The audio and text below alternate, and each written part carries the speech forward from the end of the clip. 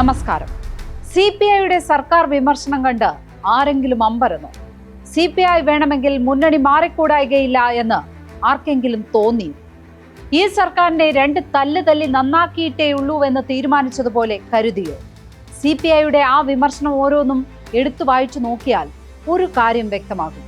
CPIM ഭരിക്കുന്ന വകുപ്പുകളോടാണ് വിയോജിപ്പ് മുഴുവൻ. CPI ഭരിക്കുന്ന വകുപ്പുകളിലെ പ്രശ്നങ്ങളൊക്കെ CPIM ഭരിക്കുന്ന ധനവകുപ്പിൽ നിന്ന് പണം വിട്ടുകിട്ടാത്തത് കൊണ്ടാണ്. സപ്ലൈകോ നന്നാകാത്തതിനും നെല്ല് സംഭരണം പാളിയതിനും റവന്യൂ വകുപ്പിന്റെ പദ്ധതികൾ നടപ്പാകാത്തതിനും കൃഷി വകുപ്പിന്റെ പദ്ധതികൾ പൊളിഞ്ഞതിനുമൊക്കെ കാരണം ധനവകുപ്പാണ്.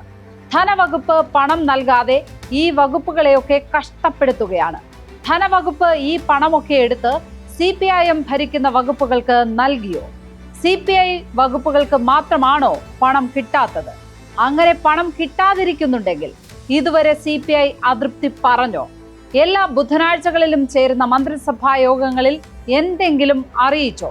കാനം രാജേന്ദ്രന്റെ കാലത്ത് CPI മന്ത്രിസഭാ യോഗം ബഹിഷ്കരിച്ചതുപോലെ സമ്മർദ്ദമുറ സ്വീകരിച്ചോ? CPIക്ക് മാത്രമായി കാശു കിട്ടാതിരിക്കുന്നുണ്ടെങ്കിൽ അത് മന്ത്രിമാർക്കും പാർട്ടിക്കും കെൽപ്പില്ലാത്തത് കൊണ്ടല്ലേ? സ്പോട്ട്ലൈറ്റ് പരിശോധിക്കുന്നു സർക്കാരിനെ CPI മുച്ചൂടും വിമർശിക്കുമ്പോൾ. CPIയുടെ സർക്കാർ വിമർശനത്തിന്റെ കാഠിന്യം എന്താണെന്ന് കേരളം പണ്ട് കണ്ടിട്ടുള്ളതാണ്. EMSന്റെ സപ്തകക്ഷി മന്ത്രിസഭയുടെ കാലത്ത് CPIM മന്ത്രിമാർക്കെതിരെ അഴിമതി ആരോപിച്ച് നിയമസഭയിൽ കത്ത് നൽകിയതിലും വലിയ സംഭവമൊന്നും പിന്നീടുണ്ടായിട്ടില്ല. സാക്ഷാൽ MN ഗോവിന്ദൻ നായർ വരെ അഴിമതി കേസിൽ CPIMഉം അക്കാലത്ത് വിചാരണ ചെയ്തതാണ്. നിങ്ങൾ എന്നെ കള്ളനാക്കിയില്ലേ തിരുമേനി എന്ന് MN ഗോവിന്ദൻ നായർ EMSനോട് ചോദിച്ചത് സഭാരേഖകളിൽ അങ്ങനെ തന്നെ കിടക്കുന്നുമുണ്ട്. അതൊക്കെ ഒരു കാലം. പിന്നെയും ഒരു സമയമുണ്ടായിരുന്നു, വെളിയം ഭാർഗവന്റെ സമയം. അന്നൊക്കെ പറയാനുള്ളത് തെളിച്ചങ്ങ് പറയും.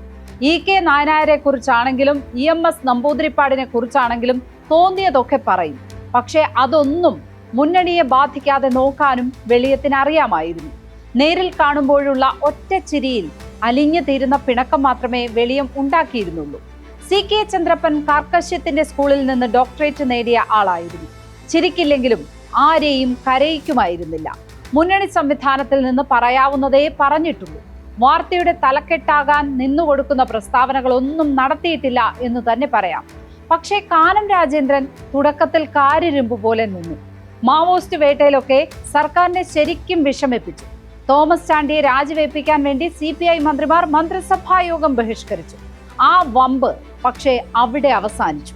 പിന്നീട് അങ്ങോട്ടുള്ള കാലത്ത് DYFIയും SFIയും ഒക്കെ പോലെ CPIMന്റെ പോഷക സംഘടനയായി നിൽക്കുന്ന CPIയെയാണ് കേരളം കണ്ടത്. അപ്പോൾ ബിനോയ് വിശ്വത്തിന്റെ കാലമോ? പണ്ട് RSPയിൽ നേതൃമാറ്റം ഉണ്ടായപ്പോൾ രസകരമായ ഒരു തലക്കെട്ട് അടിച്ചു വന്നു. RSP പിണറായി പക്ഷം പിടിച്ചു എന്നായിരുന്നു ആ തലക്കെട്ട്. VSനോട് കൂറുണ്ടായിരുന്ന RSPക്കാർ തോറ്റു. അതുപോലെ ഇപ്പോഴത്തെ CPI സമ്പൂർണമായി പിണറായി പക്ഷമാണോ? ആ ചോദ്യം ഉയരുന്ന ഘട്ടത്തിലാണ് CPI ഉയർത്തിയ വിമർശനങ്ങൾ പരിശോധിക്കേണ്ടത്. അടിസ്ഥാന വർഗത്തെ സർക്കാർ മറന്നു എന്നാണ് CPIയുടെ രാഷ്ട്രീയ വിമർശനത്തിലെ ഏറ്റവും മുനയുള്ള ഭാഗം. 5 ലക്ഷം പേർക്ക് തൊഴിൽ നഷ്ടമായി. അപ്പോഴും സർക്കാർ ഈസ് ഓഫ് ഡൂയിങ് ബിസിനസ്സുമായി മുന്നോട്ട് പോകുന്നു. ഈ രണ്ട് വരികളിലാണ് സമ്പൂർണ്ണ ആശയക്കുഴപ്പം നിലകൊള്ളുന്നത്. കേരളം വ്യവസായത്തിന് പറ്റിയ മണ്ണാണെന്ന് തെളിയിച്ചു എന്നാണ് ഈ സർക്കാർ ഏറ്റവും അഭിമാനത്തോടെ പറഞ്ഞുകൊണ്ടിരിക്കുന്നത്. 28ാം റാങ്കിൽ നിന്ന് 1ാം റാങ്കിലേക്ക് കുതിച്ച കഥയാണ് വ്യവസായ മന്ത്രി P രാജീവ് ഓരോ യോഗത്തിലും പറയുന്നത്. സംസ്ഥാന സർക്കാർ അതിന്റെ നേട്ടങ്ങളുടെ മുഖ്യ പങ്കും നൽകുന്നത് ഈ ഈസ് ഓഫ് ഡൂയിങ് ബിസിനസ്സിനാണ്. സത്യത്തിൽ പണ്ടത്തെ ബിസിനസ്സുകാരാണോ ഇന്നത്തെ ബിസിനസ്സുകാർ എന്ന ചോദ്യത്തിന് ആദ്യം CPI ഉത്തരം പറയേണ്ടി വരും. 10,000 കോടി രൂപ ചാക്കിൽ കെട്ടി വ്യവസായം നടത്താൻ വന്നിരുന്നവരുടെ കാലമല്ല ഇപ്പോൾ. പുതുതായി വരുന്നതിൽ ഏറെയും സ്റ്റാർട്ടപ്പുകളാണ്. എല്ലാം വായ്പ എടുത്ത് നടത്തുന്ന വ്യവസായങ്ങളുമാണ്. അവർക്ക് സാഹചര്യം അനുകൂലമാക്കി നൽകുകയല്ലേ വേണ്ടത്? അവരും അടിസ്ഥാന വർഗക്കാർ തന്നെയല്ലേ? ഇങ്ങനെയുള്ള വ്യവസായങ്ങൾ വന്നാലല്ലേ പുതിയ തൊഴിലാളികൾ ഉണ്ടാവുകയുള്ളൂ. ഈ ചോദ്യങ്ങളാണ് വ്യവസായ വകുപ്പുമായി ബന്ധപ്പെട്ടവരിൽ നിന്ന് ഉയരുന്നത്. തൊഴിലാളികൾ, കർഷകർ, പട്ടിക വിഭാഗങ്ങൾ, ഈ 3 വിഭാഗങ്ങളെ മുന്നിൽ കാണണം എന്നാണ് CPI അവതരിപ്പിച്ച രാഷ്ട്രീയ പ്രമേയം പറയുന്നത്. വികസന പദ്ധതികൾ ഇവർക്ക് നേട്ടമുണ്ടാക്കാൻ ലക്ഷ്യമിട്ട് വേണം. അങ്ങനെയൊന്നും ഈ സർക്കാരിൽ നിന്ന് വരുന്നില്ല എന്നാണ് വ്യംഗ്യത്തിൽ പറഞ്ഞു വെക്കുന്നത്. അത്തരം ഘട്ടങ്ങളിൽ സർക്കാരിനെ വിയോജിപ്പ് അറിയിച്ചിട്ടുമുണ്ട് എന്ന് ബിനോയ് വിശ്വം അവതരിപ്പിച്ച റിപ്പോർട്ടിൽ പറയുന്നു. ഇക്കഴിഞ്ഞ 4.25 വർഷത്തിനിടെ അങ്ങനെ CPI വിയോജിപ്പ് അറിയിച്ച എത്ര പദ്ധതികൾ ഉണ്ടായി? ഇങ്ങനെയല്ല വേണ്ടത് എന്ന് സർക്കാരിനോട് എത്ര തവണ പറഞ്ഞു? ഏതൊക്കെ പദ്ധതികളിൽ പൊളിച്ചെഴുത്ത് നിർദ്ദേശിച്ചു? ഇങ്ങനെ ചോദ്യങ്ങൾ അനേകമുണ്ട്. കഴിഞ്ഞ 10 വർഷത്തെ പിണറായി വിജയൻ ഭരണത്തിൽ 40% ഉത്തരവാദിത്തമുള്ള പാർട്ടിയാണ് CPI. 50% CPIM-ന് നൽകിയാലും തിരുത്താനും തിരുത്തിക്കാനും ശബ്ദമുയർത്തേണ്ടിയിരുന്നത് CPI ആണ്. മറ്റു പാർട്ടികൾക്കെല്ലാം കൂടി 10% ഉത്തരവാദിത്തമേ ഉള്ളൂ. ഇക്കണായ വർഷങ്ങളിലൊക്കെ CPI രാഷ്ട്രീയമായി നിലനിന്നത് അങ്ങനെ തിരുത്തൽ ശക്തിയായതുകൊണ്ടാണ്. ഇപ്പോൾ KE ഇസ്മയിലും C ദിവാകരനുമൊക്കെ ഉയർത്തുന്ന പ്രശ്നങ്ങൾക്ക് മറുപടി പറയാനല്ലാതെ CPI സംവിധാനം ചലിക്കുന്നത് ആരും കണ്ടിട്ടില്ല.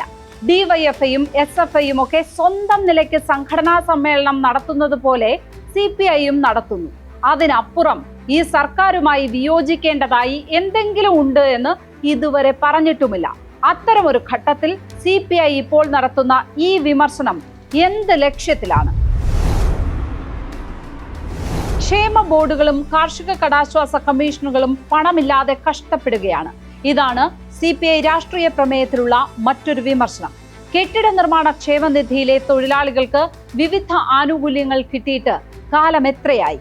ആരോഗ്യരക്ഷാ പദ്ധതികളോ പെൻഷനോ അവർക്ക് സമയത്ത് കിട്ടുന്നുണ്ടോ എന്ന് പരിശോധിച്ചിട്ടുണ്ടോ? ഇതൊക്കെ ആരാണ് നോക്കേണ്ടത്? നോക്കുകയും പരിഹരിക്കുകയും ചെയ്യേണ്ടതിന്റെ ഉത്തരവാദിത്തം CPI-ക്കുമില്ലേ? സർക്കാരിന്റെ പണം ഉണ്ടാകുന്നില്ലെങ്കിൽ അതെന്തുകൊണ്ടാണെന്ന് ഇക്കാലം എത്രയായിട്ടും മനസ്സിലാക്കാൻ കഴിഞ്ഞില്ലേ? കേന്ദ്രത്തിൽ നിന്ന് ആനുകൂല്യങ്ങളോ വായ്പ എടുക്കാൻ അനുമതിയോ കിട്ടുന്നില്ല എന്നാണ് സംസ്ഥാന സർക്കാർ ചൂണ്ടിക്കാണിച്ചുകൊണ്ടിരിക്കുന്നത്. അത് CPI പോലും വിശ്വസിക്കുന്നില്ല എന്നാണോ? സപ്ലൈകോയ്ക്ക് സാധനങ്ങൾ വാങ്ങാനും നെല്ല് സംഭരിക്കാനും പണം നൽകാൻ കഴിയാത്തത് എന്തുകൊണ്ടാണ്? ഈ മന്ത്രിസഭ നേരിടുന്ന പ്രശ്നങ്ങളിൽ CPI-ക്കും കൂട്ടുത്തരവാദിത്തമില്ലേ? ഇനിയെല്ലാം CPIM-ന്റെ ധാർഷ്ട്യം കൊണ്ടാണെങ്കിൽ പിന്തുണ പിൻവലിച്ച് ഇറങ്ങിപ്പോരുകയല്ലേ വേണ്ടത്? CPI ഇപ്പോൾ നടത്തുന്ന വിമർശനങ്ങൾക്ക് ഒരർത്ഥമേയുള്ളൂ. CPI വേറിട്ടൊരു പാർട്ടിയാണെന്ന് ബോധ്യപ്പെടുത്തണം. അതിനപ്പുറം കാമ്പുള്ള എന്തെങ്കിലും ഇതുവരെ CPI പറഞ്ഞിട്ടില്ല. സ്പോട്ട്ലൈറ്റിനി മറ്റൊരു വിഷയവുമായി നാളെ ഇതേ സമയം. നമസ്കാരം.